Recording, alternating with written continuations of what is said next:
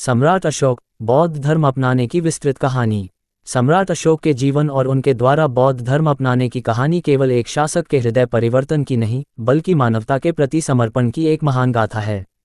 आइए इस कथा को विस्तार से जानें और समझें कि किन परिस्थितियों, कारणों और सिद्धांतों ने अशोक को बौद्ध धर्म की ओर आकर्षित किया। 1. अशोक का प्रारंभिक जीवन और क्रूरता। सम्राट अशोक का प्रारंभिक जीवन एक साहसी, कठोर और महत्वाकांक्षी योद्धा का था। कहा जाता है कि वह अपने भाई बहनों के बीच सबसे अधिक सक्षम थे। मौर्य सम्राट बिंदुसार ने उन्हें तक्षशिला और उज्जैन के प्रांतों का राज्यपाल बनाया। क्रूरता और सख्ती। अपने शासनकाल के प्रारंभिक वर्षों में अशोक ने अपने विरोधियों को कुचलने के लिए अत्यधिक क्रूरता का सहारा लिया। इसीलिए उन्हें चंद अशोक कहा जाता था। उनका उद्देश्य केवल शक्ति और साम्राज्य का विस्तार था। 2. कलिंग युद्ध का निर्णायक मोड़। अशोक का सबसे बड़ा और निर्णायक युद्ध 261 BC में कलिंग के खिलाफ हुआ। कलिंग, जो वर्तमान ओडिशा में स्थित है, एक स्वतंत्र राज्य था और उसने मौर्य साम्राज्य के अधीन आने से इनकार कर दिया था। युद्ध का परिणाम, अशोक ने कलिंग को जीत लिया, लेकिन ये जीत बहुत भारी पड़ी।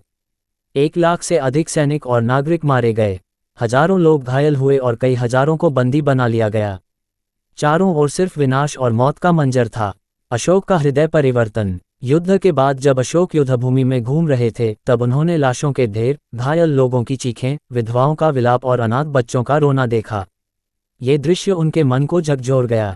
3. आत्ममंथन और बौद्ध धर्म की ओर झुकाव। युद्ध के बाद अशोक ने महसूस किया कि विजय की खुशी क्षणिक है, लेकिन युद्ध की पीड़ा और विनाश चिरस्थायी हैं।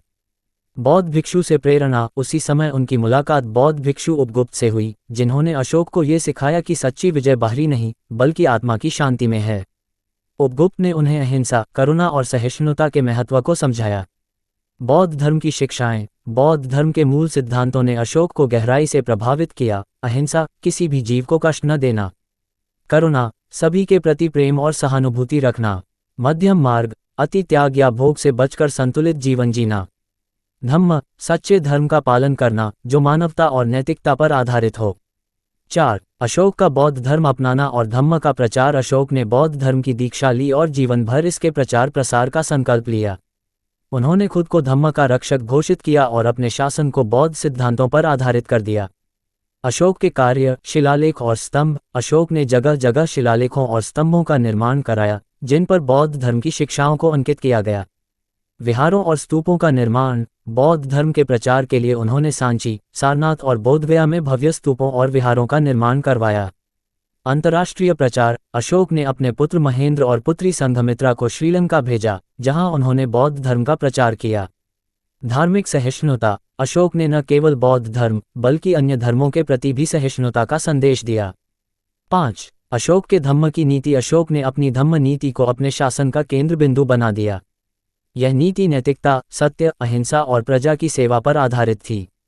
उनके द्वारा घोषित धम्म नीति में निम्नलिखित प्रमुख बिंदु थे: सभी जीवों के प्रति करुणा और अहिंसा, प्रजा के कल्याण के लिए कार्य करना, अत्याचार और अन्याय का उन्मूलन, मानव और पशु बलि पर प्रतिबंध, धार्मिक सहिष्णुता और सभी धर्मों का सम्मान। 6. बौद्ध धर्म के प्रति समर्पण और अंतिम वर्षों का जीवन। अशोक ने अपने जीवन के अंतिम वर्षों में राजसी सुखों को त्याग कर साधारण जीवन व्यतीत किया। उन्होंने अपना पूरा ध्यान धम्म के प्रचार और लोक कल्याण में लगाया। अशोक का योगदान। बौद्ध धर्म को एक विश्व धर्म बनाने में अशोक का योगदान अमूल्य है। उनके प्रयासों से बौद्ध धर्म श्रीलंका, नेपाल, तिब्बत, चीन, जापान और दक्षिण पूर्व एशिया के अन्य देशों में भी फैला। उनकी नीतियां आज भी प्रशासन और नैतिकता के लिए प्रेरणा स्रोत हैं। सम्राट अशोक और बौद्ध धर्म अपनाने की कहानी। प्रस्तावना। सम्राट अशोक, मौर्य साम्राज्य के महान शासकों में से एक, जिन्हें देवनामप्रिय और प्रियदर्शी जैसे उपाधियों से सम्मानित किया गया। उनके शासनकाल में मौर्य साम्राज्य अपनी चरम सीमा पर था, लेकिन अशोक के जीवन में एक ऐसा मोड़ आया जिसने न केवल उनके जीवन को बदला, बल्कि पूरे भारतीय उपमहाद्वीप पर गहरा प्रभाव डाला। ये कहानी है उस महान शासक की, जिसने हिंसा के मार्ग को त्याग कर बौद्ध धर्म की शरण में आकर शांति और अहिंसा का मार्ग अपनाया। 1. युद्ध और विजय का सिलसिला। अशोक प्रारंभ से ही एक पराक्रमी और महत्वाकांक्षी योद्धा थे। उनके नेतृत्व में मौर्य साम्राज्य ने अनेक युद्ध लड़े और विजय प्राप्त की, लेकिन उनके जीवन का सबसे बड़ा युद्ध कलिंग का युद्ध था। यह युद्ध इतना भीषण था कि इसमें लाखों लोगों की जानें गईं, अनेकों को घायल कर दिया गया और हजारों महिलाएं विधवा हो गईं। कलिंग की विजय ने अशोक के साम्राज्य का विस्तार तो किया, लेकिन युद्ध के बाद जो दृश्य उन्होंने देखा उसने उनके हृदय को झकझोर दिया। चारों ओर रक्तपात, चीखें, जलते हुए गांव और शोकाकुल परिवार। ये सब देखकर अशोक के मन में पहली बार युद्ध के प्रति घृणा उत्पन्न हुई। 2. अंतरात्मा की आवाज और पश्चाताप। कलिंग युद्ध के बाद अशोक रातों को सो नहीं पाते थे। उनके सपनों में युद्ध के भयानक दृश्य आते जिससे वे घबरा जाते। उनके हृदय में एक गहरी पीड़ा और अपराधबोध बैठ गया। उन्होंने महसूस किया कि जिस विजय को वे अपनी ताकत मानते थे वह असल में मानवता के खिलाफ थी। उनकी अंतरात्मा उन्हें बार बार कचोट रही थी। वे समझ चुके थे कि एक सच्चे शासक का कर्तव्य केवल विजय प्राप्त करना नहीं बल्कि अपने लोगों के जीवन को बेहतर बनाना है। यहीं से उनके जीवन में एक नया मोड़ आया। 3. बौद्ध धर्म की ओर झुकाव। इसी मनस्थिति में अशोक की मुलाकात बौद्ध भिक्षु उपगुप्त से हुई।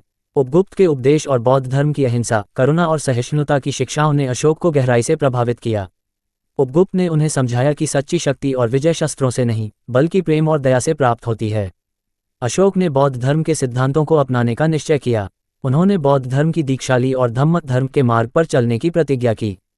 इसके बाद उन्होंने बौद्ध धर्म के प्रचार प्रसार को अपना जीवन का लक्ष्य बना लिया। 4. अशोक का धम्म और शांति का संदेश। बौद्ध धर्म अपनाने के बाद अशोक ने धम्म नीति की घोषणा की। यह नीति अहिंसा, सह अस्तित्व, करुणा और सभी जीवों के प्रति प्रेम पर आधारित थी। अशोक ने अपने साम्राज्य में अनेक स्थानों पर शिलालेखों के माध्यम से धम्म के सिद्धांतों का प्रचार किया।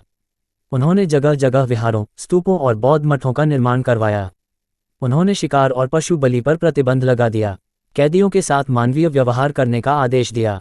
अशोक ने समाज में व्याप्त भेदभाव को समाप्त करने के लिए अनेक सुधार किए। 5. अशोक का योगदान और विश्व पर प्रभाव। अशोक ने बौद्ध धर्म को न केवल भारत में बल्कि श्रीलंका, नेपाल, तिब्बत, चीन और अन्य एशियाई देशों में भी फैलाने का कार्य किया। उन्होंने अपने पुत्र महेंद्र और पुत्री संघमित्रा को बौद्ध धर्म के प्रचार के लिए श्रीलंका भेजा।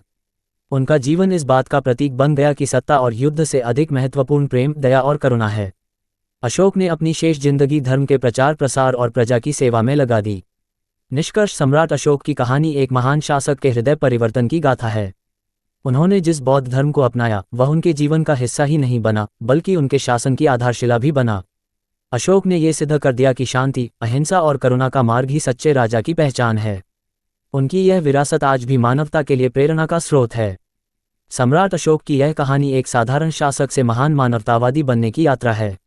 उन्होंने ये साबित कर दिया कि सच्चा राजधर्म केवल विजय और विस्तार में नहीं बल्कि मानवता, अहिंसा और करुणा में निहित है।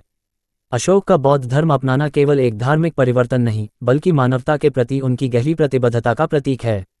उनकी धम्म नीति और शांति का संदेश आज भी विश्व भर में प्रेरणा का स्रोत बना हुआ है। सूचना सिर्फ मान्यताओं और जानकारियों पर आधारित है। यहाँ ये बताना जरूरी है कि यह मेरा वीडियो किसी भी तरह की मान्यता, जानकारी की पुष्टि नहीं करता है। किसी भी जानकारी या मान्यता को अमल में लाने से पहले संबंधित विशेषज्ञ से सलाह लें। धन्यवाद।